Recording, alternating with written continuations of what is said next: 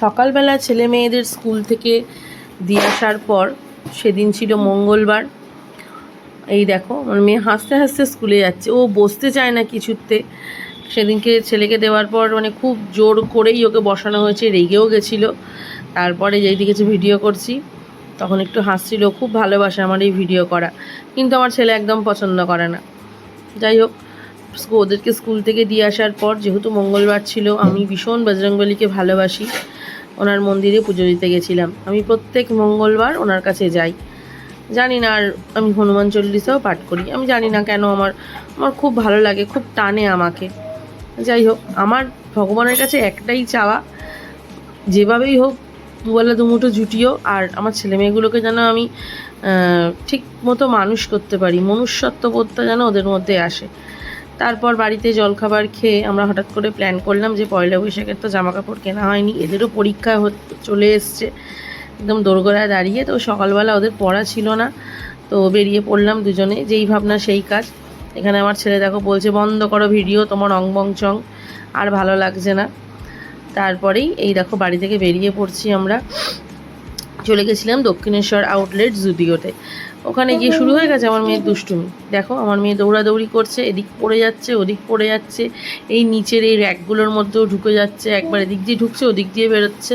ওর বাবা খুব রাগারাগি করছিল, এই জন্য ওর বাবা কোনো মলে যেতে চায় না। আমরা এতদিন মানে ওরা যতদিন এই বয়স পর্যন্ত আমরা অনলাইনেই কেনাকাটা করেছি, মানে মলে গেছি খুব কম, মানে এত দুষ্টুমি করে। হ্যাঁ, মানে এটা কিনবো তো ওটা কিনবোই, এই নিয়ে ভীষণ রাগারাগি হয়, তো ওই জন্যেই আমরা যেতে চাই না। যাই হোক, এবার দেখো এখানে নিজের জামা ট্রায়াল দিতে এসছে। এই বয়সে ওর একদম না, আর কিছু করার ছিল না, জামাটা হবে কি হবে না সেটা ওর বাবা আর আমি একটু ধন্দে ছিলাম, বুঝতে পারছিলাম না বলে। তারপরে মেয়ের পরপরে আমিও চলে এসেছি একটা গেঞ্জি ট্রায়াল দিতে, কারণ আমার গায়ে কোনো গেঞ্জি হতে চায় না, আমি ভীষণ রোগা হয়ে যাচ্ছি তো দিন দিন, ওই জন্য আমার এখন 100 কিলো ওজন হয়ে গেছে, জানি না কী করে। যাই হোক, তারপর আমার এই ধরনের ওয়ান পিসগুলো না ভীষণ ভালো লাগে, কিন্তু দেখছিলাম যে যদি কত সমুদ্রের পাড়ে ঘুরতে টুরতে যাওয়া যায় তাহলে কেনা যাবে। তো আর কেনা আর হয়নি, কেননা এখন যাওয়ার কোনো প্ল্যান নেই, যখন যাবো তখন কিনবো। আমার ভীষণ ভালো লাগে ওয়ান পিস পরতে, আমি খুব ভালোবাসি, তো চট করে পরাও হয়ে যায়, কোনো অসুবিধা হয় না।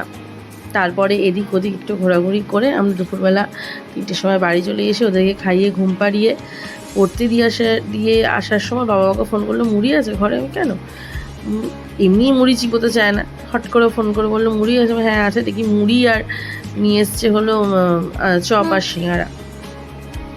তো তারপরে দেখো এর মধ্যে আমি নারকেল কুচো, পেঁয়াজ কুচো, মুড়ি আর এই খানিকটা চানাচুর ঘরে ছিল। আর এই আচারটা আমি এনেছিলাম তারাপীঠ থেকে। আমার তারাপীঠে আমি রিসেন্টলি গেছিলাম ফেব্রুয়ারি মাসে, তো এই তখনই আমি এই লঙ্কার আচারটা নিয়েছিলাম। ওর বাবা খুব